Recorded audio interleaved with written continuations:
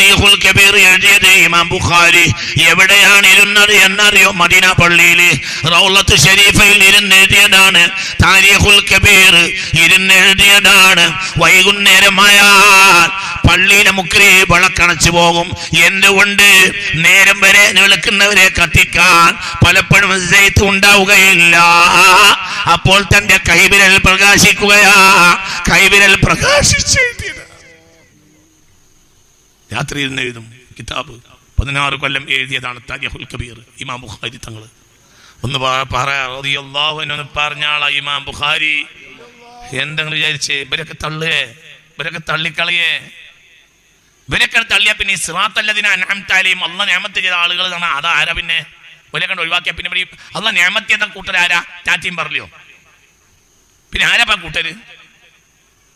മുഅ്മിനെ നിങ്ങൾ ചിന്തിക്കണം. അല്ലാഹു നമുക്ക് ബോധം തരട്ടെ, അല്ലാഹു ബോധം തരട്ടെ. ഞാനിത് നിങ്ങളോട് പറയുന്നത് ഇത് സോഷ്യൽ മീഡിയയിലേക്ക് കയറി ഇത് കാണുന്നവരുണ്ടാവുമല്ലോ, പല പാർട്ടി ഉണ്ടാവും. നിങ്ങളെ ഓഫീസിൽ നിന്ന് പറഞ്ഞു തരുന്നത് മാറ്റി വെച്ചിട്ട് നിങ്ങളൊന്ന് സുഷ്പക്ഷമായി പഠിച്ചു നോക്കി. ഈ പറഞ്ഞ ശരിയോ തെറ്റോ നിങ്ങൾ പഠിക്കി. നിങ്ങളുടെ മുത്തുനബി നമുക്ക് തിരിയില്ലെന്ന് മനസ്സിലാക്കി, മുഹമ്മദ് മുസ്തഫ. അപ്പൊ നമ്മളെ ഈമാനിലേക്ക് നമ്മൾ വാതിലാണ് തുറക്കും. പിന്നെ ആ പിച്ചും ഭയം പറയലൊക്കെ നിർത്തും. പിന്നെ നമ്മൾ നേരെ വരും. അല്ലാഹു നമുക്ക് തൗഫീഖ് തരാം. മുഅ്മിനെ ചിന്തിക്കണം, മുഅ്മിനെ ചിന്തിക്കണം. ഈമാൻ കിട്ടാത്ത ആളുകൾക്ക് തോന്നും ഇതൊക്കെ ഏറെ പറയലാണ്. ഈമാൻ കിട്ടിയവരാണ് പറഞ്ഞത്. ബലഗൽ മുദ്ദഹു ഫിയാഉ സഫീഹി ഫമാ ബല ബാലിഗും മിഅശറമാ ഉതിബിമാ ഫിൽ ബലിബാൽ. അല്ലാഹുവിന്റെ ഹബീബിന്റെ അല്പം പോലും പറയാൻ ഇവിടെ ആർക്കും കഴിയില്ല. അത്രയും വലിയ ആളാണ് മുഹമ്മദ് മുസ്തഫ. 16 കൊല്ലം ഇരുന്നെഴുതിയതാ താരീഖുൽ കബീർ റൗളത്ത് ഷരീഫയിൽ. രാത്രി കാലങ്ങളിലും ഇരുന്നും ഇങ്ങനെ എഴുതും. റൗളയിലിരുന്ന് എഴുതുക. മദീന പള്ളിയിൽ റൗളയിലിരുന്ന് എഴുതിയതാണ്. ആരാണ് എഴുതിയത്? ഇമാം ബുഖാരി റളിയല്ലാഹു അൻഹു. ആ കിതാബിന്റെ ഏകദേശ ഭാഗങ്ങളെല്ലാം എഴുതിയത് പരിശുദ്ധ റൗളയിലാണ്. കിതാബ് എഴുതി പൂർത്തിയാക്കി ഉസ്താദായ ഇസ്ഹാഖ് ബിൻ റാഹവൈഹി റളിയല്ലാഹു അൻഹുവിന്റെ അരികിലേക്ക് ചെന്നപ്പോൾ പറഞ്ഞു, പൊന്നുമോനെ ലൈസത്ത് മിൻ ഖുദ്റത്തിൽ ബശരിയ, ഇങ്ങനെ മനുഷ്യൻ എഴുതാൻ കഴിയുന്നതല്ല, മനുഷ്യൻ എഴുതാൻ കഴിയുന്ന കിതാബല്ല എന്ന് ഇസ്ഹാഖ് ബിൻ റാഹവൈഹി റളിയല്ലാഹു അൻഹു പറഞ്ഞു. അത്രയും വലിയ കിതാബാണ് താരീഖുൽ കബീർ. അതേ കൈകൊണ്ട് പിന്നെ സഹീഹുൽ ബുഖാരി എഴുതി. സഹീഹുൽ ബുഖാരിയുടെ ഹെഡിങ് മുഴുവൻ എഴുതി തീർക്കുന്നത് മദീന റൗളയിൽ വെച്ചാണ്. മുത്ത് മുഹമ്മദ് മുസ്തഫ ഇമാം ബുഖാരി തങ്ങൾ റളിയല്ലാഹു അൻഹു. ചിന്തിക്കണം. 63-ാമത്തെ വയസ്സിലാണ് മരിക്കുന്നത് ഇമാം ബുഖാരി റളിയല്ലാഹു അൻഹു. 63-ാമത്തെ വയസ്സിലെ ചെറുപെരുന്നാളിന്റെ തലേന്നാൾ ബുഖാറയിലും സമർഖന്ദിലും മുഴുവൻ മാസം കണ്ടോന്ന് വിവരം കിട്ടി. അല്ലാഹു അക്ബർ, അല്ലാഹു അക്ബർ, അല്ലാഹു അക്ബർ എന്നിങ്ങനെ പള്ളിമേടകളിൽ നിന്ന് ബാങ്കുലി തക്ബീർ ധ്വനികൾ മുഴങ്ങുന്ന രാത്രിയാണ് അതാ മരണപ്പെട്ടു ഇമാം ബുഖാരി റളിയല്ലാഹു അൻഹു. ചിന്തിക്കും. ബുഖാറയിൽ നിന്ന് സമർഖന്ദിലേക്ക് പോകുന്ന വഴിയിലാണ് ഏരിയ. അവിടെ മരിച്ചപ്പോൾ ആളും കൈയും ഇല്ലാത്തൊരു നാടായിരുന്നു, അല്ലാതെ ആൾക്കൂട്ടമില്ലാത്ത ഒരു നാടായിരുന്നു. അവിടെ മറവ് ചെയ്ത് ഇമാം ബുഖാരി തങ്ങളെ റളിയല്ലാഹു അൻഹു. സുബ്ഹാനല്ലാഹ്, ആശിഖുർ റസൂലാണ്, മുത്തുനബിയുടെ ആശിഖാണ്. പിന്നെ എന്താ ഉണ്ടായത്? ചരിത്രം പഠിച്ചു നോക്ക് മനുഷ്യ, ഹബീബിന്റെ ആശിഖിനെ പഠിച്ചു നോക്ക് മനുഷ്യ. മിൻ തുർബത്തി ഖദരി ഖബരിഹി, ഖബറിൽ നിന്ന് കസ്തൂരി വാസനിക്കാൻ തുടങ്ങി. ആളുകൾ മണ്ണ് മാന്തിക്കൊണ്ടുപോയി. ആളുകൾ മണ്ണങ്ങനെ മാന്തിക്കൊണ്ടുപോകും. അവസാനം സമർഖന്ദിലെ സർക്കാർ ബാരിക്കേഡ് കെട്ടി ഒരാൾ അകത്ത് കിടന്നു പോകരുത്. ആയിരക്കണക്കായ ആളുകൾ. കസ്തൂരിയേക്കാൾ സുഗന്ധം എവിടെ? എവിടെ? പച്ചമണ്ണിന്. ഇത് എഴുതാത്തൊരു കിതാബില്ല ലോകത്ത്. ഇമാം ബുഖാരി തങ്ങൾ ആശിഖുർ റസൂലാണ്, മുത്ത റസൂലുള്ളാഹിന്റെ പ്രേമിയായിരുന്നു മഹാനായ ഇമാം ബുഖാരി റളിയല്ലാഹു അൻഹു. പറഞ്ഞാളാ, അല്ലെങ്കിൽ നാവ് പൂയിത്തോവും. അള്ളാഹു കാത്ത് രക്ഷിക്കട്ടെ. ഇമാം ബുഖാരി റളിയല്ലാഹു അൻഹു. ഇവരെയൊക്കെ തള്ളിയിട്ട് എവിടെ ഈ സിറാത്തുൽ മുസ്തഖീം എന്നാണ്. പിന്നെ ആരാണ് ഈ സിറാത്തുൽ ലദീന അൻഅംത അലൈഹിം? ചിന്തിക്കണം. വൈകുന്നേരമായാൽ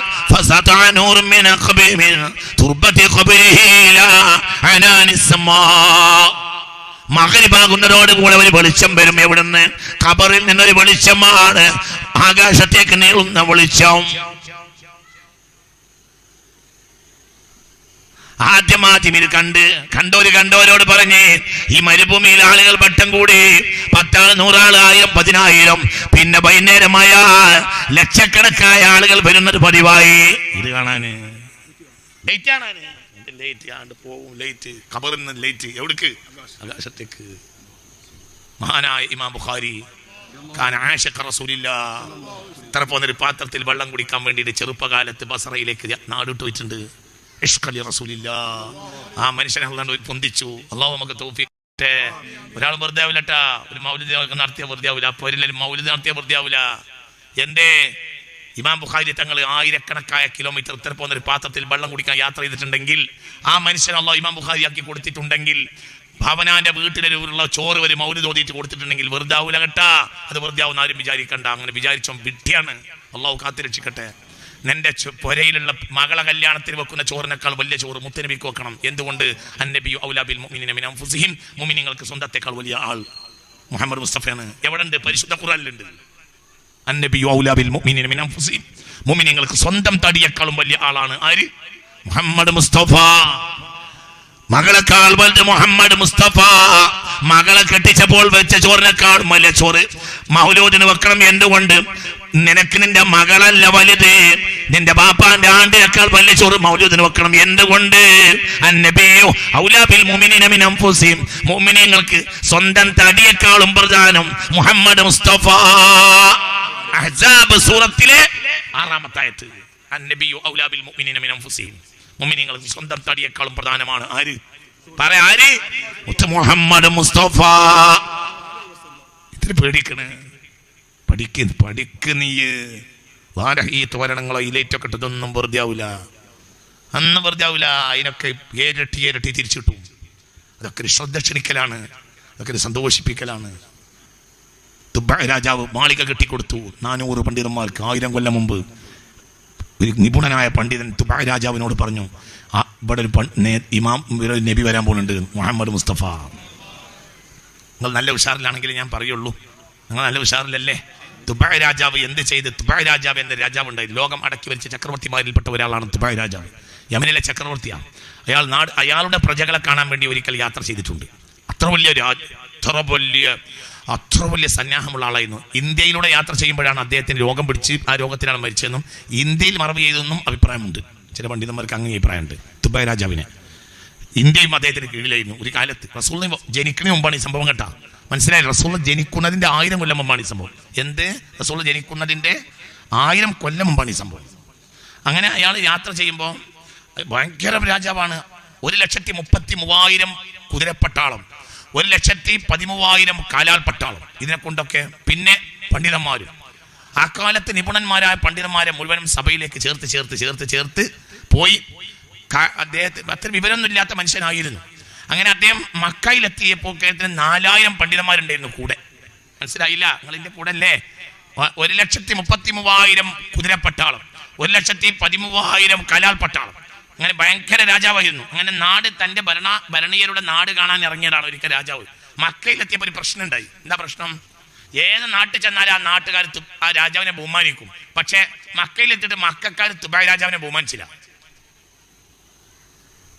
അപ്പോൾ തുബ്ബഅ രാജാവ് തന്റെ പ്രധാനമന്ത്രിയായ അമാരിസിനോട് ചോദിച്ചു, എന്താ അമാരിസ് ഇവർ എന്നെ ബഹുമാനിക്കാട്ട്? അപ്പോൾ അമാരിസ് പറഞ്ഞ്, ഇവർക്ക് ഇവിടെ ഒരു കെട്ടിടമുണ്ട്, കഅബ, അതിന്റെ ആളുകളാണ് ഇവര്. അപ്പൊ അവര് വേറെ ആളെ ബഹുമാനിക്കൂല, അതിനെ ബഹുമാനിക്കുള്ളൂ പറഞ്ഞു. അപ്പൊ അന്ന് രാത്രി കിടന്നുറങ്ങിയപ്പോ രാജാവ് എന്ത് ചെയ്യും? അങ്ങനെ ഒരു സാധനം ഉണ്ടെങ്കിൽ അത് പൊളിക്കണല്ലോ. പിറ്റേന്ന് നേരെ വെളുത്ത് എണീറ്റ് നോക്കുമ്പോൾ രാജാവിന് തലവേദന എന്ന് മാത്രമല്ല, മൂക്കിന് വെള്ളമൊഴിക്കും, ചെവിന്ന് വെള്ളമൊലിക്കും, കണ്ണിന്ന് മൂക്കിന്ന് ചെവിന്ന്. വൃത്തികെട്ട വെള്ളം, വൃത്തികെട്ട കളറ്, വൃത്തികെട്ട വാസന. മനുഷ്യന്മാർക്ക് രാജാവിനെ അടുത്തേക്കാൻ വയ്യ. ചികിത്സിക്കാൻ വേണ്ടി വിശഗ്ധന്മാരുണ്ടായിരുന്നു, വലിയ ഡോക്ടർമാർ, വൈദ്യന്മാരുണ്ടായിരുന്നു. ആരെ കൂടെ? ഈ രാജാവിൻ്റെ കൂടെ. അതിൽ ഒരാൾക്ക് അടുക്കാൻ വയ്യ, ആജാതി രോഗം. പലവട്ടം പലരും മൂക്ക് പൊത്തിപ്പിടിച്ച് ചികിത്സിച്ചു, പക്ഷെ രോഗം മാറിയില്ല. അവസാനം ഡോക്ടർമാരെ ചീത്ത പറഞ്ഞു. രാജാവ്, അതൊക്കെ ഞാൻ തീറ്റിപ്പോയിട്ട് നിങ്ങൾ എൻ്റെ ഈ ദീനം മാറ്റാൻ കഴിയില്ലായിരുന്നു. അപ്പോൾ ആ കൂട്ടത്തിൽ മഹാനായൊരു പണ്ഡിതൻ ഉണ്ടായിരുന്നു. ആ പണ്ഡിതൻ പറഞ്ഞേ, മനസ്സിലായില്ലേ? ഇത് പണ്ഡിതനുമാണ്, വലിയ ചികിത്സാരിയാണ്. മഹാനായ പണ്ഡിതനാണ്, വലിയ ചികിത്സാരിയാണ്. അദ്ദേഹം പറഞ്ഞേ ലൈസമിനൽ അർളി ഇന്നഹു മിനസ് സമായി. നിങ്ങളെ ദീനം ഭൂമിയിൽ ഉണ്ടായതല്ല, ആകാശത്ത് നിന്നുണ്ടായതാണ്. അത് തീർക്കാൻ ഞങ്ങൾക്ക് കഴിയില്ല. ഞങ്ങൾ ഭൂമിയിലെ ദീനേ മാറ്റുള്ളൂ, ആകാശത്ത് നിന്നുണ്ടായ ഞങ്ങൾക്ക് മാറ്റാൻ കഴിയില്ലായിരുന്നു. നിങ്ങൾ ഇവിടെ വന്നപ്പോൾ നിങ്ങൾക്ക് എന്തെങ്കിലും കുരുത്തക്കെടുങ്ങൾ വിചാരിച്ചിരുന്നോ ചോദിച്ചു. ആ ഉണ്ട് വിചാരിച്ചിരുന്നു. എൻ്റെ ചോദിച്ചു ഞാൻ കായ് വിളിക്കാൻ തീരുമാനിച്ചിരുന്നു. എന്നാൽ അതന്നെ പശ്ചാത്തപിച്ചറിയാം. അപ്പോൾ പശ്ചാത്തപിച്ച് വെള്ളൂരി നിന്നു. മനസ്സിലായോ? പറഞ്ഞ മനസ്സിലായില്ലേ? അപ്പൊ അയാൾ തീരുമാനിച്ചു, എന്ത് പ്രായശ്ചിത്തമായി ഞാൻ കാബയെ പുതപ്പിക്കാൻ തീരുമാനിച്ചു. കാബയെ 7 കിസ്വകൾ കൊണ്ട് ആദ്യമായി കാബക്ക് കിസ്വ കിട്ടിയത് ഈ രാജാവാ. ഇപ്പൊ നമ്മൾ കാബയുടെ കില്ലല്ലേ, ആദ്യമായി കാബയുടെ കില്ല കിട്ടുന്നത് തുബായ് രാജാവാ. പ്രായശ്ചിത്തമായി കൊടുത്തടാ. ഇന്നും അതിന്റെ ബാക്കിയാണ് നടന്നുകൊണ്ടിരിക്കുന്നത്. നിങ്ങളിന്റെ കൂടെ അല്ലേ? കാബയിൽ കിസ്വ ഇട്ടുണ്ടല്ലോ. ഈ കിസ്വ ലോക ചരിത്രത്തിൽ മുസ്തഫ നബി ജനിക്കുന്നതിന്റെ 1000 കൊല്ലം മുമ്പ് കാബ പൊളിക്കാൻ തീരുമാനിച്ച രാജാവ് പ്രായശ്ചിത്തമായിട്ടാണ് ആദ്യം എന്ത് ചെയ്തത്? പറ. ഈ കിസ്വ, ആ കിസ്വയുടെ ബാക്കിയാണ് ഇന്ന്. അതുപോലെ അതിനങ്ങനെ അത് ആവർത്തിച്ചു കൊണ്ടുപോരുകയാണ്. ആ കിസ്വ നബിയും പിന്നെ അംഗീകരിച്ചു സല്ലല്ലാഹു അലൈഹി വസല്ലം. ചിന്തിക്കണം. പിന്നെ മക്കയും കടന്ന് അയാൾ മദീനയിലേക്ക് പോയി. അയാൾ മദീന എന്ന നാടനല്ല, അവിടെ മനുഷ്യന്മാരുമില്ല. കുറച്ച് വെള്ളം ഉണ്ടായിരുന്നു അവിടെ, ഒരു വെള്ളത്തടം കണ്ട്, വേറെ മനുഷ്യരില്ല, മനുഷ്യന്മാരാരുമില്ല. അപ്പൊ വെള്ളത്തടം കണ്ടപ്പോൾ രാജാവും പട്ടാളങ്ങളൊക്കെ അന്ന് രാത്രി അവിടെ പാർത്തു. എവിടെ? മദീന ഇല്ലട്ടോ, ഇന്ന് മദീനയില്ല, യസ്രിബും ഇല്ല, ഒന്നുമില്ല. ഒരു വെള്ളത്തടം കണ്ട്, വെള്ളത്തടം കണ്ടപ്പോൾ ഒന്നുമില്ല, അവിടെ അങ്ങനെ പാർത്തു. നേരം എടുത്തപ്പോൾ പണ്ഡിതന്മാർ പറഞ്ഞ കൂട്ടത്തിൽ 4000 പണ്ഡിതന്മാരുടെ കൂട്ടത്തിൽ രാജാവിനെ ചികിത്സിച്ച ഈ നിപുണനായ പണ്ഡിതനും കൂടെയുള്ള 400ഓളം പണ്ഡിതന്മാരും പറഞ്ഞു, രാജാവെ ഞങ്ങൾ ഇനി ഇവിടുന്ന് പോരണില്ലാറു. എന്തേന്ന് ചോദിച്ചു. ഞങ്ങൾക്ക് ഇവിടുന്ന് നുബുവത്ത് വാസനിക്കുന്നുണ്ട്. അത് മഹ്ജർ മുഹമ്മദിൻ, ഇത് മുഹമ്മദ് നബി ഹിജ്റ വരുന്ന സ്ഥലമാണ് സല്ലല്ലാഹു അലൈഹി വസല്ലം. രാജാവ് ദേഷ്യപ്പെട്ടു. അങ്ങനെ പോരാ, നിങ്ങളിൻ്റെ തലവിട്ടി ഇവിടെ കുഴിച്ചിട്ടാലും നിങ്ങൾ പോരൂലാറും. രാജാവ് അത് പഠിക്കാൻ തീരുമാനിച്ചു. രാജാവ് പഠിച്ചു. 1 കൊല്ലം രാജാവ് അവിടെ പുറത്തു. ആരെ പ്രതീക്ഷിച്ച്? റസൂലുള്ളാഹിനെ പ്രതീക്ഷിച്ച്. റസൂലുള്ള ജനിക്കണിൻ്റെ 1000 കൊല്ലം മുമ്പ്. പിന്നെയും രാജാവിനോട് പലരും പറഞ്ഞു, പല പ്രജകളുടെ നാട്ടിലും പ്രശ്നങ്ങളാണ്, രാജാവ് ഇവിടെ തന്നെ പാർക്കരുത്. അങ്ങനെ രാജാവ് എന്ത് ചെയ്ത്? ഒരു കത്തെഴുതി. ആ കത്തിലുണ്ട്, യാ റസൂലല്ലാഹ് ഇന്നി ആമൻതു ബിക വബികിതാബിക അല്ലദീ അൻസലല്ലാഹു ഇലൈക വബിമാ വബിജമീഇ മാ ഉൻസില ഇലൈക ഫശ്ഫഅ ലി ഇൻദല്ലാഹി യൗമൽ ഖിയാമ സ്വലാത്തുല്ലാഹ് സലാമുല്ലാഹ് അലാ ത്വാഹ റസൂലില്ലാഹ് സ്വലാത്തുല്ലാഹ് സലാമുല്ലാഹ് അലാ യാസീൻ ഹബീബില്ലാഹ്. ഒരു കത്തെഴുതി. 1 കൊല്ലം അവിടെ താമസിച്ചു. എന്നിട്ട് രാജാവ് എന്ത് ചെയ്ത്? 400ഓളം പണ്ഡിതന്മാർക്ക് അവിടെ താമസിക്കാൻ മണിമാളികകൾ കെട്ടിച്ചു കൊടുത്ത്. ഏറ്റവും വലിയ മണിമാളിക തന്നെ ചികിത്സിച്ച് ഭേദമാക്കുകയും മദീന മഹ്ജർ മുഹമ്മദ് സല്ലല്ലാഹു അലൈഹി വസല്ലം എന്നറിയിച്ചു തരുകയും ചെയ്ത പണ്ഡിതനും കൊടുത്ത്. നിങ്ങളിന്റെ കൂടെ ഉണ്ടല്ലോ, മനസ്സിലായില്ലേ? 400ഓളം പെരകൾ ഉണ്ടാക്കി. ഏറ്റവും നല്ല മാളികപ്പുര ഈ ഏറ്റവും വലിയ പണ്ഡിതന് കൊടുത്ത്. ഈ കത്തെഴുതിയിട്ട് അവരെ കയ്യിൽ ഏൽപ്പിച്ചു. റസൂലുള്ള വന്ന് അത് കൊടുത്താളി. നിങ്ങൾ മരിച്ച നിങ്ങളെ പിൻഗാമികളെ ഏൽപ്പിച്ചാളി, അവർ മരിച്ച അവരെ പിൻഗാമികളെ ഏൽപ്പിച്ചാളി, അവരെ പിൻഗാമികളെ ഏൽപ്പിച്ചാളി. അത് എന്നിട്ട് ആ കത്തിൽ അയാൾ തോലിൽ ഈ രേഖ എഴുതിയിട്ട് അതിന്മേൽ സ്വർണം ഉരുക്കിയിട്ട് മുദ്ര വെച്ചു. റസൂലുള്ള വന്നാ കൊടുക്കണേന്ന് പറഞ്ഞിട്ട്. റസൂലുള്ള ജനിക്കുന്നതിന്റെ 1000 കൊല്ലം മുമ്പ്. ചിന്തിക്കണം. ഹബീബായ നബി സല്ലല്ലാഹു അലൈഹി വസല്ലം തങ്ങൾ വന്ന് അബൂ ലൈല എന്ന സ്വഹാബിയുടെ കയ്യിലായിരുന്നു ഈ പണ്ഡിതന്മാരെ. കാലഘട്ടത്തിൽ 2 ഖബീലകളായി. ആ ഖബീലകളാണ് എന്ത്? ഔസും ഖസ്റജും. അതിൽ ഏറ്റവും നിപുണനായ പണ്ഡിതനുണ്ടായിരുന്നു. നിങ്ങൾക്ക് അറിയൂലേ ആ പണ്ഡിതനെ? ആ പണ്ഡിതന്റെ പേരക്കുട്ടിയാണ് ആര്? മഹാനായ അബൂ അയ്യൂബ് അൽ അൻസാരി റളിയല്ലാഹു അൻഹു. ആ മാളികപ്പുരയിലാണ് മുത്തുനബി വാർത്തത്. ആരെ കെട്ടിക്കൊടുത്ത്? ഈ മാളികപ്പുര റസൂലുള്ള മദീനയിൽ വന്നു. മദീനയുടെ അതിർത്തിയിൽ കയറിയപ്പോൾ എല്ലാവരും പറഞ്ഞ്, നബിയെ ഞങ്ങളെ വീട്ടിലേക്ക്, നബിയെ ഞങ്ങളെ വീട്ടിലേക്ക്. അപ്പോൾ ഹബീബ നബി എന്ത് ചെയ്ത്? ഒട്ടകത്തിന്റെ കയറ് ഒട്ടകത്തിന്റെ ചുമലിലേക്ക് ഇട്ടിട്ട് പറഞ്ഞു, ദഅൂഹാ, ഒട്ടകത്തെ വിട്ടേക്കുക, പിടിച്ചു വലിക്കേണ്ട, ഫഇന്നഹാ മഅ്മൂറാ, എവിടെ മുട്ടുകുത്തണമെന്ന് അതിനോട് അള്ളാഹ് തന്നെ കൽപ്പിച്ചിട്ടുണ്ട്. ആ വലിയ മാളികപ്പുരന്റെ മുറ്റത്ത് പോയി മുട്ടുകുത്തി. ഈ മാളികപ്പുര ആരുണ്ടാക്കി കൊടുത്ത? തുബ്ബായ രാജാവ്. ആർക്കുണ്ടാക്കി കൊടുത്തു? ഏറ്റവും വലിയ പണ്ഡിതന്. ആ കബീലയാണ് ബനു നജ്ജാർ കബീല. അതിലാണ് ആര് വരുന്നത്? അബൂ അയ്യൂബ് അൽ അൻസാരി. ഉറക്കെ പറ, അബൂ അയ്യൂബ് അൽ അൻസാരി. നിങ്ങളെന്താ വിചാരിച്ച്? ആരാ റസൂലാന്ന് വിചാരിച്ച്? റസൂലുള്ള ജനിക്കണിന്റെ 1000 കൊല്ലം മുമ്പ് മാളിയപ്പോലെ കെട്ടിക്ക. എവിടെ? മദീനയിലെ റസൂലുള്ളാഹിക്ക് പാർക്കാന്. നിങ്ങൾക്ക് പറഞ്ഞത് മനസ്സിലായോ? ജവാരിൻ മിൻ ബനി നജ്ജാരി യഹബദ മുഹമ്മദുൻ മിൻ ജാരി. പെൺകുട്ടികൾ പാട്ടുപാടി മുത്തുനബി വന്നപ്പോൾ ഞങ്ങൾ ഭാഗ്യമുള്ള പെൺകുട്ടികളല്ലേ, ഞങ്ങൾ ബനു നജ്ജാറിലെ പെൺകുട്ടികളല്ലേ, ഞങ്ങൾ ഹബീബിന്റെ അയൽപക്കത്ത് പാർക്കാൻ ഭാഗ്യമുള്ളവരല്ലേ, ഞങ്ങളുടെ ആ ഹബീബിന്റെ അയൽപക്കത്തല്ലേ ഇന്ന് മുതൽ പാർക്കുന്നത്. ബനു നജ്ജാർ ഖബീലയിലാണ് അബൂ അയ്യൂബ്. ആ മാളികപ്പുരയാകട്ടെ ഏറ്റവും വലിയ പണ്ഡിതന് കെട്ടിക്കൊടുത്ത മാളികയാണ്. ആരാണ് കൊട്ടിക്കൊടുത്തത്? തുബ്ബഈ രാജാവ് അബൂ ലൈല എന്ന സ്വഹാബിയുടെ കയ്യിൽ നിന്നാണ് ഈ എഴുത്ത് വാങ്ങുന്നത്. മുത്ത് മുഹമ്മദ് മുസ്തഫ അബൂ ലൈലയുടെ കയ്യിലായിരുന്നു കത്തുണ്ടായിരുന്നത്. അബൂ ലൈലയെ ഒരു സദസ്സിൽ വെച്ച് കണ്ടിമുട്ടിയപ്പോൾ മദീനക്ക് പുറത്ത്, ഇപ്പോൾ റസൂൽ മദീനയിൽ എത്തിയിട്ടില്ല, അബൂ ലൈലയുടെ കയ്യിൽ അബൂ ലൈലയെ മദീനക്ക് പുറത്ത് ഹിജറ വന്ന് കയറുന്നതിന് മുമ്പ് മദീനക്ക് പുറത്തുള്ള ഒരു സ്ഥലത്ത് വെച്ച് അബൂ ലൈലയെ കണ്ടുമുട്ടിയപ്പോൾ റസൂൽ ചോദിച്ചു, അയ്ന റിസാല, കത്തെവിടെ അബൂ ലൈല എന്ന് ചോദിച്ചു.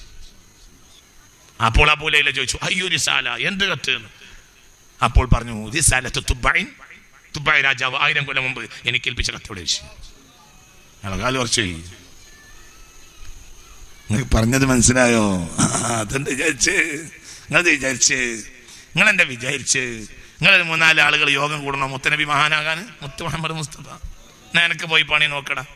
അള്ളാന്റെ ഹബീബിനെ മനസ്സിലാക്കി. ഈ ആര് മദീനന്റെ മണ്ണറിയോ? പച്ച മണ്ണ് എനിക്കറിയില്ല. ഇനി എൻ്റെ മദീനയിലെ മണ്ണ് പോലും മനസ്സിലാക്കാൻ ഒരു മുഅ്മിനായ മനുഷ്യന് കഴിയില്ല. പിന്നെന്താ റസൂലുള്ളാഹി മനസ്സിലാക്കുന്നത്? തുർബത്തുൽ മദീനത്തി മുഅ്മിന, മദീനയിലെ മണ്ണ് പോലും മുഅ്മിനാണെന്ന് മുഹമ്മദ് മുസ്തഫ.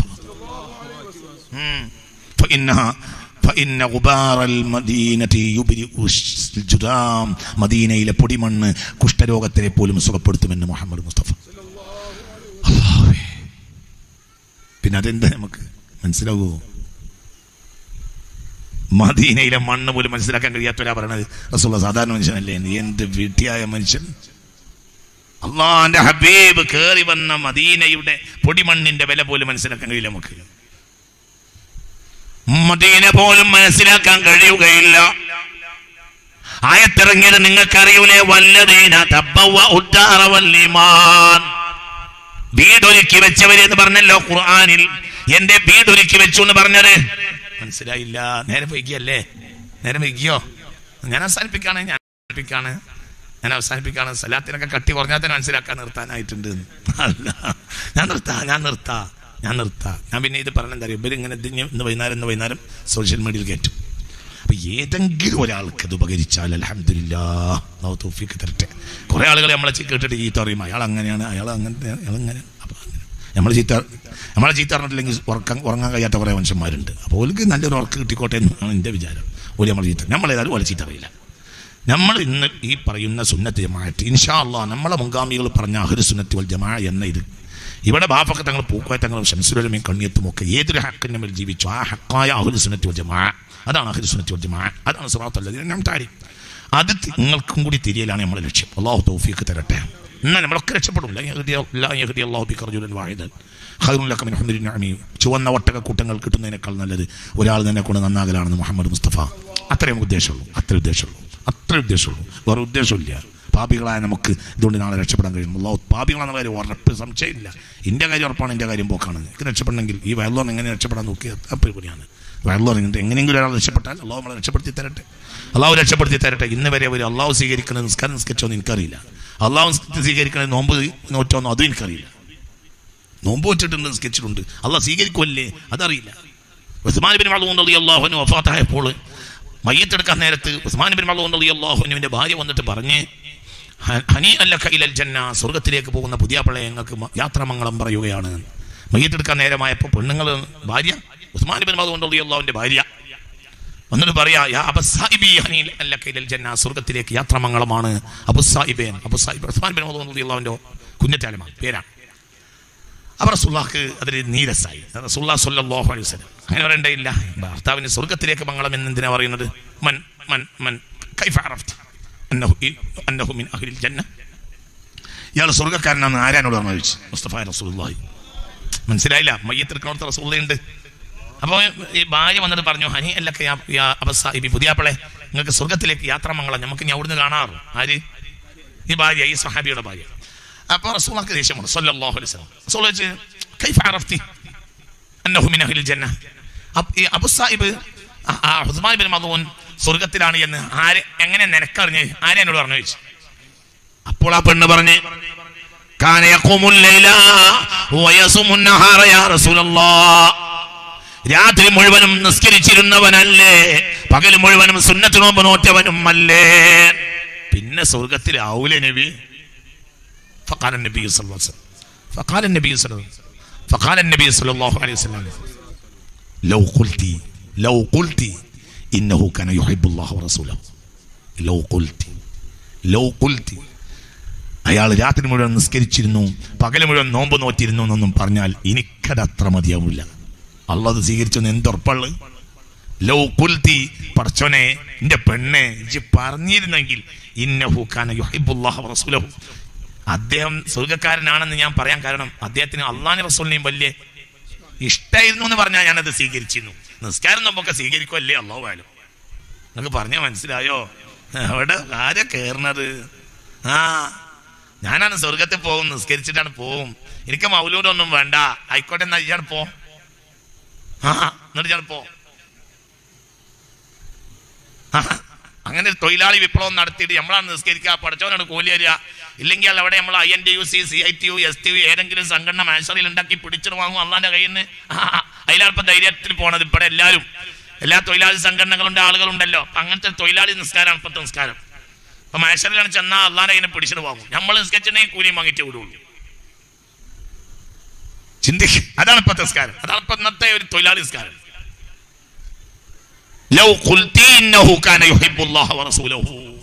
പെണ്ണേ ഇങ്ങനെ പറഞ്ഞുകൂടായിരുന്നു? പെണ്ണേ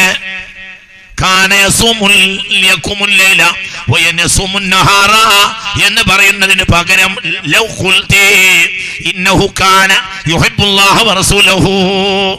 ഈ മനുഷ്യന് അല്ലാഹുവിനെ റസൂലിനെ വലിയ ഇഷ്ടമായിരുന്നു നബിയെ, അതുകൊണ്ടാണ് ഇയാൾ സ്വർഗ്ഗക്കാരനാണെന്ന് ഞാൻ വിചാരിക്കാൻ കാരണം എന്ന് ഇജ്ജ് പറഞ്ഞാൽ ഞാനത് അംഗീകരിച്ചിരുന്നു. പെണ്ണെ മറ്റേ എനിക്ക് അംഗീകരിക്കാൻ കഴിയില്ല, അത് അള്ളാഹ് സ്വീകരിച്ചല്ലേ, അല്ലാഹു അഅലം എന്ന് മുഹമ്മദ് മുസ്തഫ.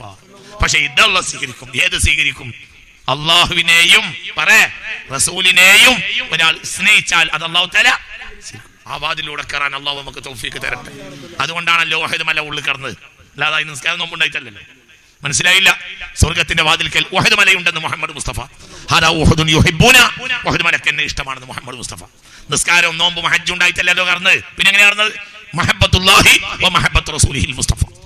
അല്ലാഹു നമുക്ക് തൗഫീഖ് തരട്ടെ. മുഅ്മിനെ ചിന്തിക്കണം, ചിന്തിക്ക്. അതൊക്കെ ഇവിടെ പലരെയും വഞ്ചിച്ചതാണ്, അവരുടെ സംഘടനക്കാർ അവരെ ചതിച്ചതാണ്.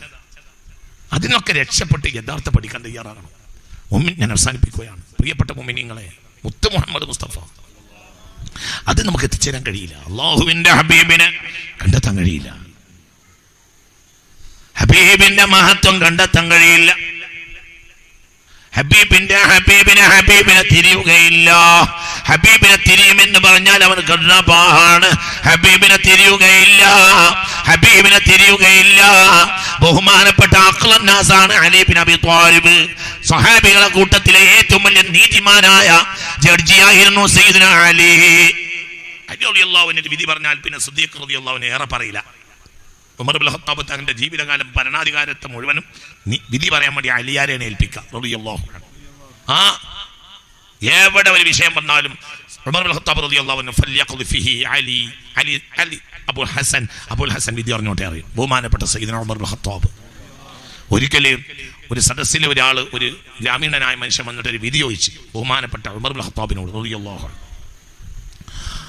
അവര് അപ്പോൾ തൊട്ടപ്പുറത്തുണ്ട് അലി റളിയല്ലാഹു അൻഹു ഇരിക്കുന്നത്. അപ്പോൾ പറഞ്ഞു ഫൽയഖ്ദി ഫീഹി അബുൽ ഹസൻ വിധി പറഞ്ഞോട്ടെ. ഞാനല്ല, അബുൽ ഹസൻ വിധി പറയട്ടെ അലി ബിൻ അബി ത്വാലിബിന്റെ അടുത്തേക്ക് റളിയല്ലാഹു അൻഹു.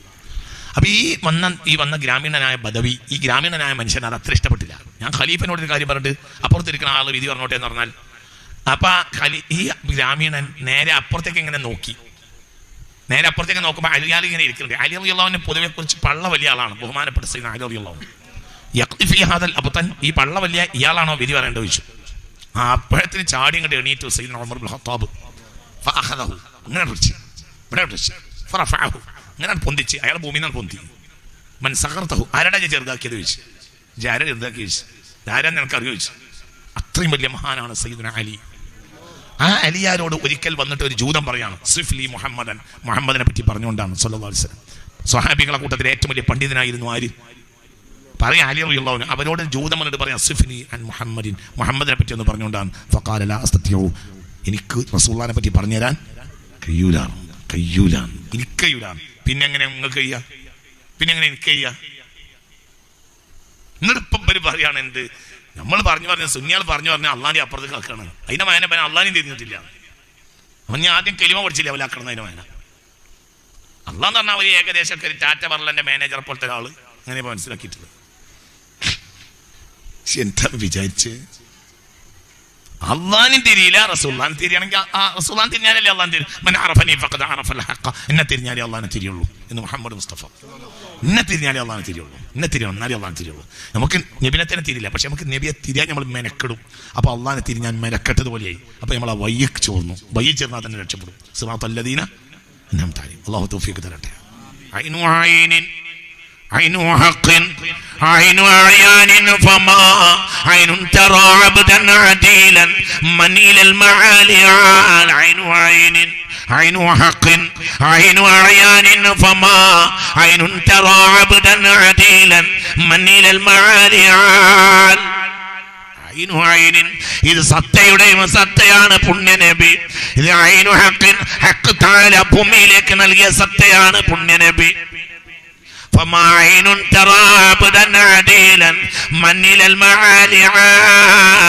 മേൽമയുടെ മേലയിലേക്ക് കയറിപ്പോയ ഈ അടിമയെ പോലെ വേറൊരടിമയെ ഒരു കണ്ണിന് കാണാൻ കഴിയുകയില്ല. അതാണ് മുഹമ്മദ് മുസ്തഫ. ഇത് ഉമറുൽ ഖാഹിരിയാണ് എഴുതിയത് റളിയല്ലാഹു അൻഹു. അത് എഴുതാൻ വേണ്ടി അവർ റൗളയിൽ 7 വർഷം താമസിച്ചു. അതാണ് അല്ലഫുൽ അലിഫ്. ആ കിതാബും എഴുതി ഉമറുൽ ഖാഹിരി ദക്ഷിണേന്ത്യയിലേക്ക് മടങ്ങി. കായൽ പട്ടണത്ത് മരിച്ചു. പിന്നെ 10 പതിറ്റാണ്ടുകൾ കഴിഞ്ഞു. ഈ കിതാബിനെ വ്യാഖ്യാനിക്കാൻ മലയാളികൾക്കോ തമിഴ്നാട്ടുകാർക്കോ കഴിഞ്ഞില്ല. ചിലർ വ്യാഖ്യാനിച്ച് പേച്ച്. അപ്പോൾ മലയാളക്കരയിൽ അല്ലാഹു ആൺകുട്ടിയെ നൽകി. ബഹുമാനപ്പെട്ട ഉമറുൽ ഖാഹിരി തങ്ങളുടെ അല്ലഫുൽ അലിഫ്, അതിന്റെ വ്യാഖ്യാനം പകർത്താൻ ദക്ഷിണേന്ത്യൻ പണ്ഡിതന്മാർക്ക് കഴിഞ്ഞില്ല. ചിലരാകട്ടെ വ്യാഖ്യാനിച്ച് പിഴക്കുകയും ചെയ്ത് 30-ൽ ചില്ലാനും വരികളാണ്. ആ വരി എഴുതാൻ വേണ്ടി 7 വർഷം റൗളയിൽ പാർത്തിട്ടുണ്ട് ഉമറുൽ ഖാഹിരി റഹ്മത്തുള്ളാഹി അലൈഹി. അങ്ങനെ ആ ഗ്രന്ഥം വ്യാഖ്യാനിക്കാൻ ദക്ഷിണേന്ത്യൻ പണ്ഡിതന്മാർക്ക് കഴിഞ്ഞില്ല. കായൽ പട്ടണത്ത് വന്ന അവര് വഫാത്തായി. ഈ കിതാബിനെ വ്യാഖ്യാനിച്ച പലർക്കും പിഴച്ചു പോയപ്പോൾ അല്ലാഹു തആല താനൂരിൽ ഒരു നക്ഷത്രത്തെ നൽകി. അപ്പോൾ അല്ലാഹു ഇന്ത്യൻ പണ്ഡിതന്മാരുടെ ഏറ്റവും വലിയ മാണിക്കക്കല്ലായി, ഇന്ത്യൻ പണ്ഡിതന്മാരുടെ നെറുകയിൽ നെറ്റിമല ചൂട്ടായി ഒരു പണ്ഡിതൻ താനൂരിൽ ജനിച്ചു. ആ പണ്ഡിതൻ ഈ 30-ൽ ചില്ലാനും വരികളെ വ്യാഖ്യാനിച്ചു. അതാണ് താനൂർ അബ്ദുറഹ്മാൻ നഖ്ശബന്ദി റഹ്മത്തുള്ളാഹി അലൈഹി. അവർ ഇതിനെ എഴുതിയ വ്യാഖ്യാനമാണ് അവാരിഫുൽ മആരിഫ്. മനസ്സിലാവണില്ലേ? അൽഹംദുലില്ലാ എന്ന് പറയും. നിങ്ങൾ താനൂർക്കാർ പരിസരത്തുള്ളവരല്ലേ? അല്ലേ? അൽഹംദുലില്ലാ എന്ന് പറയും. ഈ കിതാബ് വ്യാഖ്യാനിക്കാൻ കഴിയാതെ ഇന്ത്യൻ പണ്ഡിതന്മാർ കുഴങ്ങി. അപ്പോൾ അല്ലാഹു സുബ്ഹാനഹു വ തആല ഒരു നക്ഷത്രത്തെ താനൂരിൽ ജനിപ്പിച്ചു. ആ നക്ഷത്രമാണ് ആര്? താനൂർ അബ്ദുറഹ്മാൻ ഷേഖ് നഖ്ശബന്ദി. കേട്ടിട്ടില്ലേ? അല്ലാഹുവേ പടച്ചോനെ, അല്ലാഹുവേ അവരുടെ മഹത്വം പറഞ്ഞു തീർക്കാൻ കഴിയില്ല. അത്രയും വലിയ മഹാനാണ് ആര്? താനൂർ അബ്ദുറഹ്മാൻ നഖ്ശബന്ദി റഹ്മത്തുള്ളാഹി അലൈഹി എന്ന് പറഞ്ഞാലേ പടച്ചോനെ അൽഹംദുലില്ലാ. ഒരു സാലിഹായ മനുഷ്യനെ പറ്റി പറഞ്ഞാൽ സന്തോഷത്തിൽ കടന്നുറങ്ങാലോ. അൽഹംദുലില്ലാ. അല്ലാഹുവേ താനൂർ അബ്ദുറഹ്മാൻ നഖ്ശബന്ദി എന്നൊരു മനുഷ്യനെ അല്ലാഹു സുബ്ഹാനഹു വ തആല എണീപ്പിച്ചെന്നാൽ ഞാൻ ആ മനുഷ്യന്റെ കാലിന്റെ മണ്ണിനെ ചുംബിക്കും. അത്രയും എനിക്കിഷ്ടമാണ് അദ്ദേഹത്തെ. അല്ലാഹ് വലിയ മഹാനാണ്. നിങ്ങൾക്ക് എന്തേ അത് മനസ്സിലാക്കാൻ? താനൂർ അബ്ദുറഹ്മാൻ നഖ്ശബന്ദി ആരാന്ന് ഞങ്ങൾ വിചാരിച്ച്. അവരിതിനൊരു കിതാബ് എഴുതിയിട്ടുണ്ട് വ്യാഖ്യാനമായി. ഈ കിതാബിന് അല്ലഫുൽ അലിഫിന്, അതാണ് അവാരിഫുൽ മാരിഫ്. അത് പുറത്തു വന്നതിന് ശേഷമാണ് ഈ കിതാബിനെ ലോകത്തിന് മനസ്സിലായത്. നിങ്ങൾക്ക് പറഞ്ഞത് മനസ്സിലായോ? മുപ്പിച്ചില്ലാനും വരി റൗലയിലിരുന്ന് എഴുതി ഉമറുൽ ഖാഹിരി തങ്ങൾ. മനസ്സിലായില്ലേ? മുപ്പിച്ചില്ലാനും വരി അതെന്ന് പറഞ്ഞാൽ കടു കട്ടിയ മുസ്തഫ നബിന്റെ മദ്ഹ സല്ലല്ലാഹു അലൈഹി വസല്ലം. ഭയങ്കര ഭയങ്കര عين عين عين حق عين عيان فما عين ترى عبدا عديلا من الى المعالي عال. കേൾപ്പെട്ടതാണ് അല്ലാഹ്. പിന്നെ ഈ കവിത എന്തെന്നറിയാതെ ഇന്ത്യൻ പണ്ഡിതന്മാരും പുറത്തെ പണ്ഡിതന്മാരൊക്കെ കുടുങ്ങി. എന്താപ്പ ഇതിനെപ്പറ്റി വ്യാഖ്യാനം പറയാൻ ചിലർ വ്യാഖ്യാനിച്ച് തെറ്റി. അപ്പോൾ അല്ലാഹു വിജ്ഞാനത്തിന്റെ നഭോമണ്ഡലത്തിൽ ഒരാൺകുട്ടിയെ പറപ്പിച്ചു. അതാണ് താനൂർക്കാർക്ക് കിട്ടിയ മുതല്. ബഹുമാനപ്പെട്ട ഷെയ്ഖ് അബ്ദുറഹ്മാൻ നഖ്ശബന്ദി റഹ്മത്തുള്ളാഹി അലൈഹി ഖദ്ദസല്ലാഹു സിറഹുൽ അസീസ് എന്ന് പറഞ്ഞാൽ മനുഷ്യന്മാരെ അല്ലാഹ് പടച്ചവനെ അവരെ നാട്ടിൽ നമുക്ക് എത്താൻ കഴിഞ്ഞില്ലേ. താനൂർ അബ്ദുറഹ്മാൻ ഷെയ്ഖ് ആരാ നിങ്ങൾ വിചാരിച്ചു? അല്ലാഹ് ഷെയ്ഖുനാ ശംസുൽ ഉലമാ റഹ്മഹുല്ലാഹ് പറഞ്ഞിട്ടുണ്ട്, അവർക്ക് ശേഷം ആത്മീയ വിജ്ഞാനത്തിൽ അത്രത്തോളം എത്തിച്ച ഒരാൾ പിന്നെ കേരളത്തിൽ ഉണ്ടായിട്ടില്ല. അതാണ് ആര്? താനൂർ അബ്ദുറഹ്മാൻ ഷെയ്ഖ്. അങ്ങനത്തെ ഒരാൾ പിന്നെ കേരളത്തിൽ ഉണ്ടായിട്ടില്ല. അതാണ് താനൂർ അബ്ദുറഹ്മാൻ ഷെയ്ഖ്. അള്ളാഹു ദർജ ഏറ്റി കൊടുക്കട്ടെ. നിങ്ങൾ അൽഹംദുലില്ലാ എന്ന് പറയും. നിങ്ങൾ ആ നാട്ടുകാരല്ലേ, നിങ്ങൾ എന്തിനാ വെറുതെ ഇരിക്കുന്നത്? ആ നാട്ടിൽ ജനിച്ചല്ലോ. അള്ളാഹിന്റെ കോടതി പറഞ്ഞൂടെ ഞാൻ താനൂർ അബ്ദുറഹ്മാൻ ഷെയ്ഖ് നാട്ടുകാരാണ്? പറഞ്ഞൂടെ? പറഞ്ഞൂടെ? ഉറപ്പായിട്ട് പറയാ, മറക്കണ്ട. അബൂ യസീദിന്റെ നാട്ടുകാർ മരിക്കാനൊരുങ്ങുമ്പോൾ പറയും, കുടുംബക്കാർ കാര്യമാണെങ്കിൽ പറയും അബൂ യസീദ് അൽ ബിസ്താമി റളിയല്ലാഹുവിന്റെ നാട്ടുകാർ മരിക്കാൻ വരുമ്പോൾ മുഅ്മിനീങ്ങൾ പറയും നിങ്ങൾ എന്തിനാ കാര്യമാണ്? ഞാൻ മുങ്കർ നക്കീറിനോട് പറയും അബൂ യസീദ് നാട്ടുകാരാണ്, നിങ്ങൾ തല്ലാണ് തല്ലിയും. മനസ്സിലായില്ല. അബൂ യസീദ് അൽ ബിസ്താമി റളിയല്ലാഹുവിന്റെ നാട്ടുകാർ മരിക്കാൻ ഒരുങ്ങുമ്പോൾ മുഅ്മിനീങ്ങൾ പറയും, കുടുംബക്കാർ കാര്യമാണെങ്കിൽ പറയും മുങ്കർ നക്കീർ എന്നെ തല്ലുന്ന് വെച്ചാണ് നിങ്ങൾ കാര്യണ്ട. ഞാൻ അവിടെ എന്നെ മണ്ണിൽ പിന്നെ മുങ്കർ നക്കീർ വന്നാൽ പറയും ഞാനേ അബൂ യസീദ് അൽ ബിസ്താമിയുടെ നാട്ടുകാരാണ്, അങ്ങനെ അയാളെ ബഹുമാനിച്ച് നടന്നിരുന്ന ആളുകളെ കൂട്ടത്തിൽപ്പെട്ട ആളാണ് കാരണം തന്നെ മുങ്കർ നക്കീർ പോയിക്കോളും. എന്താ വിചാരിച്ച്? അതൊക്കെ കഴിഞ്ഞു പോയിട്ടുണ്ട്. അതൊക്കെ സത്യം തന്നെയാണ്, സത്യം തന്നെയാണ്, സത്യം തന്നെയാണ്, സത്യമാണ്. ഇതൊക്കെ സത്യ. എനിക്ക് ഇൻഷാ അല്ലാഹ് ഞാൻ ഈ പറഞ്ഞിരുന്ന നാളെ അള്ളാഹിന്റെ കോടതിയിൽ കൂരിട്ട് തന്നെ എൻ്റെ വിശ്വാസം. താനൂർ അബ്ദുറഹ്മാൻ ഷെയ്ഖ് നഖ്ശബന്ദി അത്രയും വലിയ മഹാൻ, അള്ളാഹു ദർജ കൊടുക്കട്ടെ. അങ്ങനെ വേറെ ആളുകളുണ്ട്, പക്ഷേ താനൂർ വന്നാലത് വലിയ ആള് അവർ തന്നെയാണ്. മാത്രമല്ല അത്രയും വലിയ ആളും തന്നെയാണ്. ഒരു ഭയങ്കര മഹാനാണ്, ഒരു വലിയ മഹാനാണ് താനൂർ അബ്ദുറഹ്മാൻ നഖ്ശബന്ദി റഹ്മത്തുള്ളാഹി അലൈഹി. അവരാണ് ഈ കിതാബിനെ പിന്നെ വ്യാഖ്യാനിച്ച് അൽ അവാരിഫുൽ മാരിഫ് എഴുതിയത്. മദ്ഹുൻ നബിയിൽ മുസ്തഫ. അവരൊക്കെ റസൂലുള്ളാഹിന്റെ മികവ് പറയാൻ നിനക്കിട്ടു. നിനക്ക് തോന്നുന്ന അവര് പറഞ്ഞു അള്ളാഹിനേക്കാൾ കൂട്ടുപോകും. നിനക്ക് അള്ളാഹിനെയും തിരിഞ്ഞില്ല, റസൂലുള്ളാഹിനെയും തിരിഞ്ഞില്ല. മുഹമ്മദ് മുസ്തഫ. ഞാൻ അവസാനിപ്പിക്കുകയാണ് പ്രിയപ്പെട്ട മുഅ്മിനീങ്ങളെ. അതുകൊണ്ട് മുഅ്മിനീങ്ങളുടെ മാർഗത്തിലേക്ക് പോവുക. മുഅ്മിനീങ്ങൾക്ക് എന്തേ? മുഅ്മിനീങ്ങൾ ഹബീബായ റസൂലുള്ളാഹി സ്വല്ലല്ലാഹു അലൈഹി വസല്ലം തങ്ങൾ ആദരിച്ചവരാണ്. ചിന്തിക്കണം, ചിന്തിക്കണം. മദീനയിലെ മണ്ണ് എന്റെ കണ്ണിന്റെ സുറുമയാണ് എന്ന് പറഞ്ഞെഴുതിയവരുണ്ട്. അല്ലാമ മുഹമ്മദ് ഇഖ്ബാൽ വമിൻഹും അതിൽപ്പെട്ട ഒരാളാണ്. മദീനയിലെ പച്ചമണ്ണ് എന്റെ കണ്ണിന്റെ സുറുമയാണ് എന്ന് പറഞ്ഞവരുണ്ട്. കവികളുണ്ട്, ചിന്തകന്മാരുണ്ട്, സാഹിത്യകാരന്മാരുണ്ട്. 1494 ജന്മദിനമാണിത്. ഈ കൊല്ലക്കാലത്തിനിടയിൽ ലോകത്തെ ഏറ്റവും ആളുകൾ കരഞ്ഞത് മുത്തുനബിയെ ഓർത്താണ്, നരകത്തെ ഓർത്തല്ല. നരകത്തെ ഓർത്തതിന്റെ ഇരട്ടി ഇരട്ടി ഇരട്ടി ആളുകൾ മുത്തുനബിയെ ഓർത്ത് കരഞ്ഞിട്ടുണ്ട്. മുഹമ്മദ് മുസ്തഫ. എല്ലാവരും നരകത്തെ ഓർത്തല്ല കരയുക. നരകം നരകമല്ലേ? നരകമുണ്ട്. നരകം ഭയങ്കരമല്ലേ? ഉണ്ട്. പക്ഷെ അവിടെ ഒരാളുമുണ്ട്. മുൻജിൽ ഖലായിഖ് മിൻ ജഹന്നമ ഫീ ഗദി. ഒരാളില്ലേ നരകമുള്ള ഒരാളോടല്ലേ? ഇന്ന ലികുല്ലി നബിയിൻ ദഅവതൻ മുസ്തജാബ ദഅഉ ബിഹാ ഇല്ലാ അന വഖബഅതു ദഅവതി ശഫാഅത്തൻ ലിഅഹ്ലിൽ കബായിരി മിൻ ഉമ്മതി. സ്വഹീഹുൽ ബുഖാരി. മുത്ത് മുഹമ്മദ് മുസ്തഫ. എല്ലാ നബിമാർക്കും ഒരു ഉത്തരം കിട്ടുന്ന ദുആയുണ്ട്. അവരെല്ലാം അത് ചെയ്തിട്ടുണ്ട്. ഇല്ല അന ഒരു ദുആ ഉണ്ട്. ആ ദുആ അല്ലാഹു ഉടനെ സ്വീകരിക്കും. അങ്ങനത്തെ ദുആ ഉണ്ട്. എനിക്ക് കാലിന്റെ ഏറ് കിട്ടിയപ്പോൾ ജിബ്രീൽ എന്നോട് വന്നിട്ട് ദുആ എടുക്കാൻ പറഞ്ഞു. ഞാൻ അവിടെ വെച്ചൊന്നും ദുആ ഞാൻ അവിടെ നിന്നൊന്നും ദുആ ഇരുന്നിട്ടില്ല. വഖബഅതു ദഅവതി, എന്റെ ദുആ ഞാൻ പാത്തി വെച്ചിരിക്കുകയാണ്. ശഫാഅത്തൻ ലിഅഹ്ലിൽ കബായിരി മിൻ ഉമ്മതി, എന്റെ സമുദായത്തിലെ വൻദോഷം ചെയ്ത ആളുകൾക്ക് പോലും നരകമില്ലാതാക്കാൻ. നിങ്ങൾ ഇതിന്റെ കൂടെ ഉണ്ടോ? എന്റെ സമുദായത്തിലെ വൻദോഷം ചെയ്തവർക്ക് പോലും അവര് ഞാൻ നരകത്തിൽ കിടക്കാൻ വയ്ക്കൂല. ഞാൻ ഉണ്ടായാൽ മതി. പക്ഷെ അവർ ആരായി വരണം? എന്റെ ഉമ്മത്തായി വരണം. അല്ലാഹുമ്മ ജഅൽനാ മിൻഹും. അല്ലാഹുമ്മ ആ പറ അതാ ഉസ്താദ്മാരെ ഓരോ വഖത്തിന് കഴിയുമ്പോൾ ജഅലനാ അൽഹംദുലില്ലാഹി അല്ലദീ ജഅലനാ മിൻ ഉമ്മത്തി മുഹമ്മദ് എന്ന് പറയും. അതാവൽത്താനം ഇല്ലേ? ഓരോ വഖത്തിലും ഉസ്താദ്മാർ ഇല്ലേ പറയാറില്ലേ?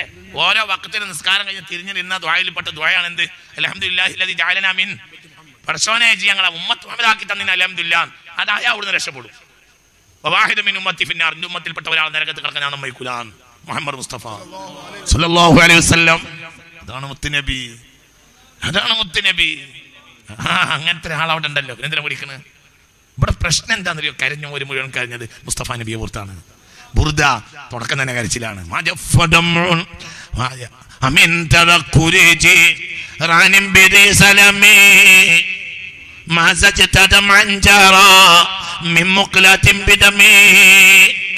കരഞ്ഞ് കണ്ണുനീര് രക്തവും ചാരി തൊഴുകയില്ല നബിയേ സല്ലല്ലാഹു അലൈഹി വസല്ലം. നിങ്ങൾ ഓർത്തല്ലേ ഞാൻ ഈ കരഞ്ഞതൊക്കെ? കണ്ണേ ഞാൻ എത്രയാണ് കണ്ണേ നിന്നോട് പറയാൻ തുടങ്ങിയത്? ഒന്ന് കരയല്ല കണ്ണേ, എന്നിട്ട് ഒരു കരയന്നല്ലേ? കരഞ്ഞലുകൊണ്ടാ തുടങ്ങിയത്. ഈ ബൈത്ത് ചൊല്ലിയിട്ടാണ് കേരളം ലോകത്തുള്ള കോടി മുഅ്മിനീങ്ങൾ കരഞ്ഞത്. ഈ ബൈത്തിൽ ചെല്ലാത്ത ഒരു വഅള് പഴയ കാലത്ത് സ്വാലിഹീങ്ങൾ പറഞ്ഞിട്ടല്ല.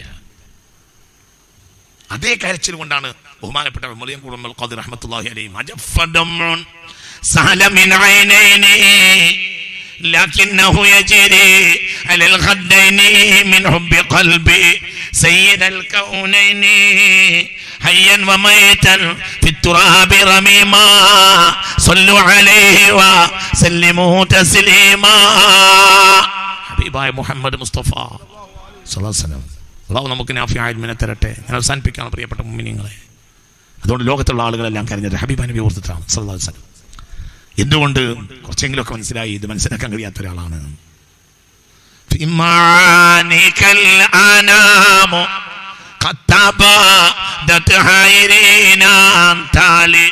رسلي ختاموا أنت للمولى شكور مرحبا يا نور عيني مرحبا جد الحسين مرحبا أهلا وسهلا مرحبا يا خير داعي في معانيك الأنام قد بدت حائرنا. അങ്ങയെ പഠിക്കാൻ ഇറങ്ങിയവരെല്ലാം പരിഭ്രമിച്ച് പിന്മാറി.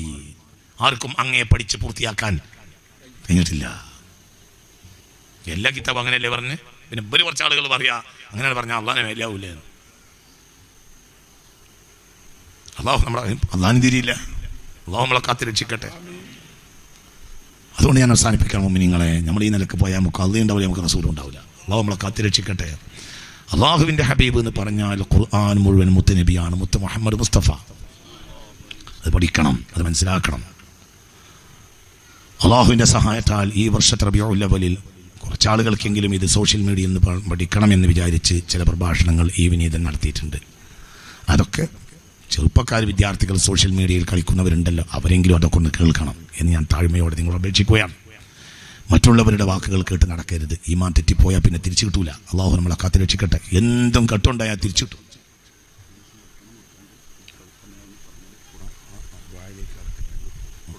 കൊടുക്കാം. എന്ത് പോയാലും തിരിച്ചു കിട്ടും. തിരിച്ചു കിട്ടാത്തൊരു സാധനമുള്ളത് ഈമാനാണ്. ഈമാൻ പോയ പിന്നെ കിട്ടൂല. എന്ത് വരും തിരിച്ചു കിട്ടും.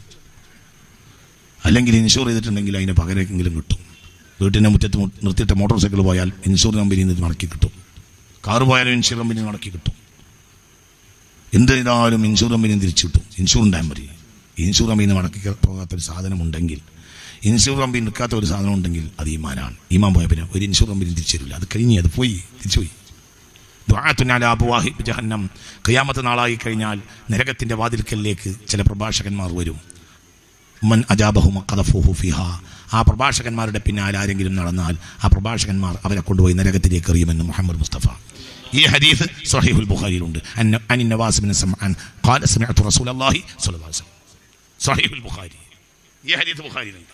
നവാസ് ബിൻ സമഅൻ റളിയല്ലാഹു അൻഹു തൊട്ട് റിപ്പോർട്ട്. അവർ പറയാണ് റസൂൽ പറഞ്ഞേ കേട്ടു. എന്താ റസൂൽ പറഞ്ഞത്? ഖിയാമത്ത് നാളായി കഴിഞ്ഞാൽ ദുആത്തുൻ അലാ അബ്വാബി ജഹന്നം. നരകത്തിന്റെ വാതിൽക്കൽ കുറച്ച് വള്ളന്മാർ വരും, കുറച്ച് പ്രസംഗകന്മാർ വരും. മൻ അജാബഹും ഖദഫൂഹു ഫിഹാ. മുൻഗാമികളായ സ്വാലിഹീങ്ങൾ പോയ റൂട്ടിന് നേരെ എതിരായിട്ട് അവർ പറയും. എന്നിട്ട് അവർ ജനങ്ങളിലേക്ക് ക്ഷണിക്കും. മൻ അജാബഹും, അവരെ വാക്കാട്ട് ആര് നടന്നാലും ഖദഫൂഹു ഫിഹാ, ആ ആളുകളെ ഇവർ കൊണ്ട് എവിടേക്കറിയും? നരകത്തിലേക്ക് അറിയും എന്ന് മുഹമ്മദ് മുസ്തഫ സ്വല്ലല്ലാഹു അലൈഹി വസല്ലം. പങ്ങളോ ഞാൻ ആ കൂട്ടത്തിൽ പെടൂല. എന്തേ?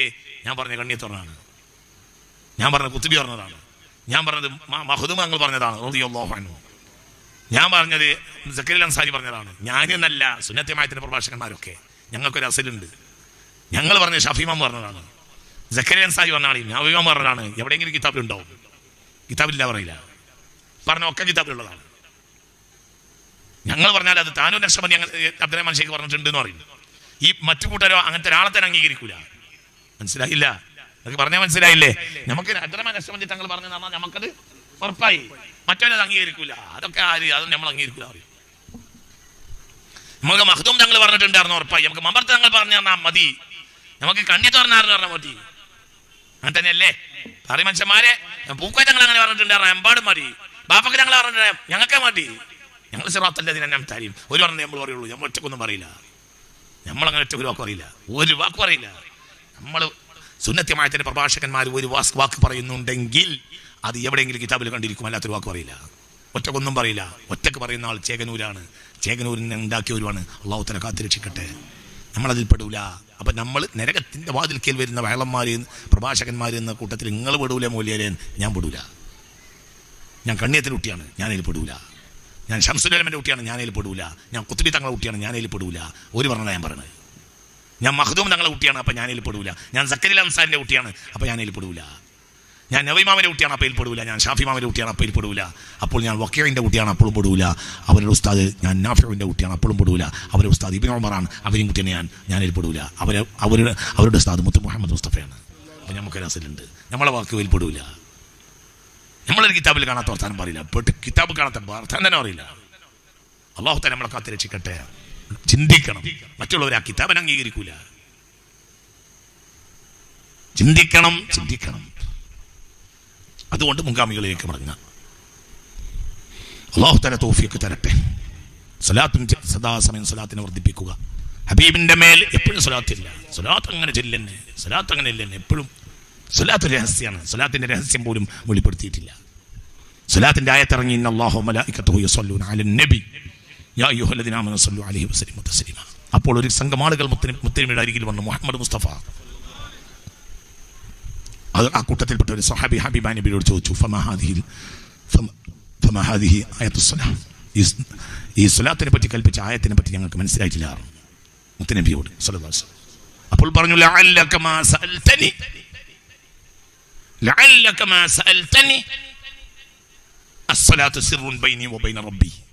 ലഅല്ലക മാ സഅൽതനി, സ്വലാത്തിന്റെ ആയത്ത് നിനക്ക് മനസ്സിലായിട്ടില്ല എന്നല്ല എങ്കിൽ പറഞ്ഞ്. ലഅല്ലക മാ സഅൽതനി, ആ ആയത്തിനെ പറ്റി നിനക്ക് എന്നോട് ചോദിക്കേണ്ടിയിരുന്നില്ല.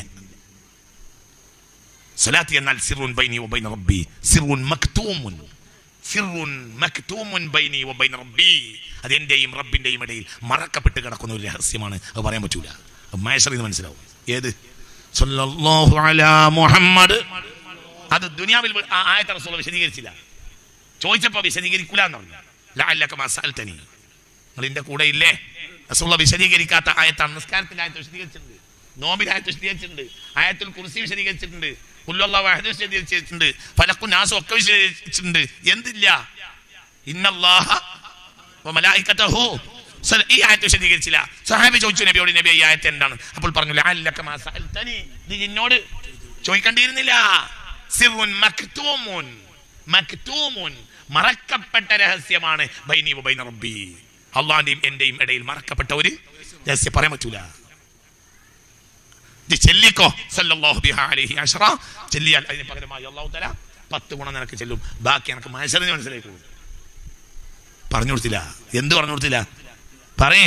ഖുർആനിൽ വിശദീകരണമില്ലാത്ത ഒരായത്താണ്. എന്ത്? ഇന്നല്ലാഹ മലായികത്തുഹു. അല്ലാഹു തആല അതിന്റെ ഫضل നമുക്ക് തുറന്നു തരട്ടെ. എപ്പോഴും സ്വലാത്തിലേക്ക് രക്ഷപ്പെടും. അല്ലാഹുവേ, സ്വലാത്ത് എപ്പോഴും ചെല്ലാൻ തൗഫീഖ് തരണം റബ്ബേ. എപ്പോഴും ചെല്ലിക്കാളെ. അതുകൊണ്ടല്ലേ സഹാബി മുസ്തഫ നബിയോട് പറഞ്ഞ, നബിയെ ഞാൻ പകുതി നേരം സ്വലാത്തില്ലല്ലോ, ചെല്ലിക്കോ. പക്ഷേ 3-2 സമയം സ്വലാത്തില്ല എന്ന് ചോദിച്ചാലോ, കുറച്ചുകൂടി കൂട്ടിക്കാളാം. അപ്പോൾ ആ സഹാബി പറഞ്ഞു, ഞാൻ സമയം മുഴുവൻ സ്വലാത്തില്ലല്ലോ. അപ്പോൾ നിനക്ക് എൻ്റെ ഷഫാഅത്ത് നിർബന്ധമായിരിക്കും എന്ന് മുഹമ്മദ് മുസ്തഫ ഞാൻ കിട്ടുന്ന നേരം ഒക്കെ സലാത്തില്ല നബിയെ, അതാണ് എനിക്ക് ഏറ്റവും ഇഷ്ടമെന്ന് മുഹമ്മദ് മുസ്തഫ. എൻ്റെ അതിൻ്റെ രഹസ്യം കിടക്കുന്നുണ്ട്. എൻ്റെ ഉമ്മത്തിന് നേട്ടം കിട്ടുന്നത് എനിക്ക് പൂതിയാണ്. ഹരീസുൻ അലൈക്കും, മനസ്സിലായില്ല? അസീസുൻ അലൈഹി മാനിത്തും ഹരീസുൻ അലൈ അല്ലേ, അങ്ങനെയല്ലേ പറഞ്ഞത്?